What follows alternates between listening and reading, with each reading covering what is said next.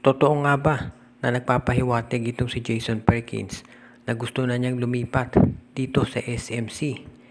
Matagal na itong napapabalita pero sa ngayon ayon dito sa PBA on the go, mukhang ito raw talaga ang pahiwatig ng nabanggit na player.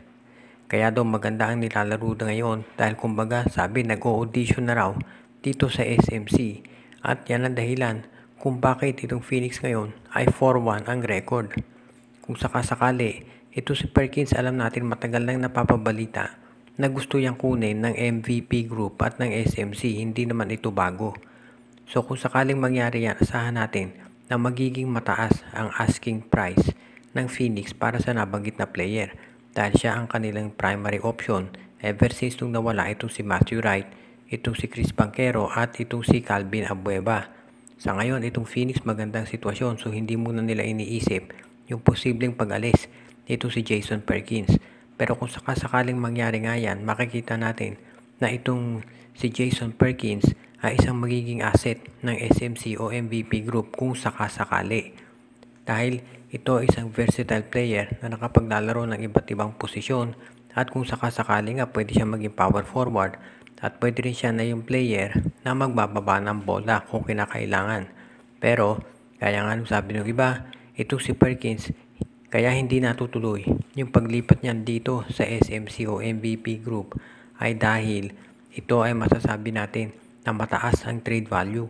At alam naman natin ng SMC at MVP Group, hindi sanay na nagpapakawala ng mga malalakas nilang players para makakuha ng isang high caliber player na kapalit o di kaya naman draft pick.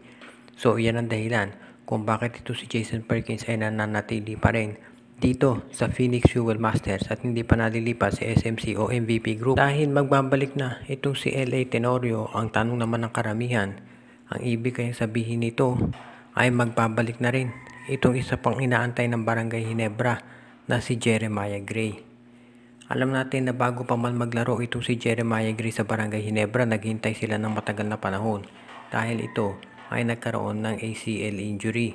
Pero nung pagbalik niya, of course alam natin, nagkaroon ulit ito ng injury at mukhang mas malala pa nga dahil bukod sa ACL na MCL at PCL pa ito. Ang tanong, ito kaya ay makababalik agad? Hindi natin masasabing imposible dahil ito tandaan natin, si LA Tenorio dapat ang sabi nga nila sobrang tagal mawawala pero ito maglalaro na sa Sunday. Si RR Pugoy nga ang initial diagnosis 6 to 8 months mawawala pero sa December 25 daw magbabalik na para sa TNT Tropa. Samantala naman ito si Jeremiah Gray ang initial diagnosis din at least 8 months daw na mawawala dahil doon sa kanyang mga injuries. Pero kung si Tenorio at si Pugoy nga nakabalik ng maaga, bakit hindi itong si Jeremiah Gray?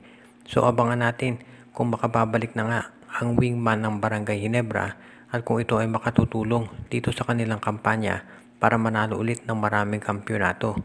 As it is, marami excited sa tandem ni Jeremiah Gray at ni Jamie Malonzo para dito sa Barangay Ginebra. So abangan na lang natin kung kailan ito makakabalik. Ang maliwanag dito, hindi yan mamadaliin ni Coach Tim Cone. Nakita nga natin itong si Jamie Malonzo. Bumalik pagkatapos ng back injury na injure naman yung kanyang wrist at hindi nakapaglaro doon sa huling game ng Rain or Shine. Kaya ayan ang dahilan. Asahan natin na kung makarecover man itong si Jeremiah Gray, hindi mamadaliin ni Coach Tim Cone ang pagbabalik niya dito sa paglalaro para sa Barangay Ginebra dahil gusto nila siguraduhin na ito ay 100% ang ready bago maglaro ulit. Nanalo kagabi ang San Miguel Beer kontra dito sa Rain or Shine Elasto Painters dahil sa mainit na kamay ni Marcio Lassiter na nagpakawala ng 23 points kabilang ang 6 na 3-point shots. At very crucial dyan yung 4-point play niya noong closing minutes noong laro na siyang nagbigay ng panalo dito sa San Miguel Beer. Ang medyo unfortunate lamang sumakit o nagka-injury sa kamay itong si Junmar Fajardo.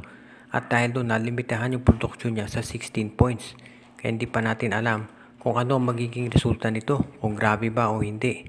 Pero syempre kung ikaw ay fan ng SMB at ng PBA, umaasa ka na sana hindi naman malala yung injury ni Junmar dahil ang San Miguel Beer, maraming dinaranas ngayon na injury.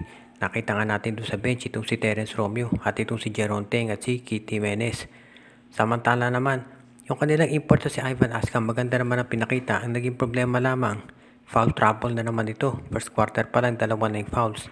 At ito ay isang nagiging paulit-ulit ang pangyayari dito sa San Miguel Beer na madalas na foul trouble yung kanilang import. Sa ngayon kasi kailangan mag-manage niyan itong si Ivan Aska dahil syempre alam naman natin kung gaano kahalaga ang import ngayon dito sa Commissioner's Cup. At syempre kailangan nating siguraduhin kung ikaw San Miguel Beer na okay itong si Junmar Fajardo. Hindi pa natin natitiyak kung gaano ba ka-extensive yung naging injury doon sa kamay niya. Pero sa ngayon ay tinitignan na raw yan ng mga medical doctors ng San Miguel at gusto nilang siguraduhin na ito ay 100% ready sa susunod na laro. Hindi pa rin natitiyak kung si Junmar ba ay magmi-miss ng ilang games o hindi. Pero sa ngayon, umaasa ang San Miguel Beer na magiging maganda naman ang kondisyon nitong si Junmar Fajardo at magiging ready siya doon sa masusunod na laban ng SMB. Dahil syempre kakailanganin siya doon dahil yung masusunod nilang laban, sigurado ladong bibigat yan. Nagtatank nga ba pareho itong Rain or Shine Elasto Painters at ang Converge Fiber Xers para makuha ang serbisyo nitong si Justin Baltasar? Iyan ngayon ang tanong ng karamihan dahil dito sa very uncharacteristic na performance ng dalawang nabanggit na koponan. As it is itong Rain or Shine Elasto Painters, ang record nila ngayon ay 0-5. First time daw yung nangyari sa history ng Rain or Shine ever since sumali sila sa PBA. Kahit sabihin pa natin na wala si Kit Datu at itong si Villegas, hindi naman daw dahilan yan para sila ay magkaganyan ang record dahil masasabi naman natin na sanay ang Rain or Shine na lagi sila na undersized kumbaga. Pero ngayon, talaga daw napakasama ng performance nila at sabi nga nung iba baka ginagawa nila yan para makuha ang serbisyo nitong si Justin Baltasar dito sa darating na draft. Dahil of course alam natin na ito si Justin Baltasar para doon sa mga hindi pa nakakapanood, grabe yung naging averages nito sa paglalaro dito sa MPBL. Siya ang itinanghal na MVP pero hindi na nakapagtataka yan dahil nakita naman natin yung mga numbers na pinuputap niya, double-double siya halos buong laro. At yan ang dahilan kung bakit maraming mga PBA teams ngayon ang gustong makuha ang serbisyo niya. And of course, kabilang na raw dyan itong Rain or Shine at itong Converge Fiber Xers. Itong Converge matagal na napapabalita na gusto niyang kunin itong si Justin Baltasar. Pero sa ngayon, itong Rain or Shine baka kunin din itong si Baltasar. Dahil tignan naman ninyo yung ginawa nito, 17 points at 7 rebounds, 4 assists per game. Yung mga ganyan ay bihirang makita kaya hindi na nakapagtataka kung sakali nga na itong Rain or Shine at itong Converge ay parehong gustong makuha ang matagal nang dapat daw nagpa-apply sa draft na si Baltasar.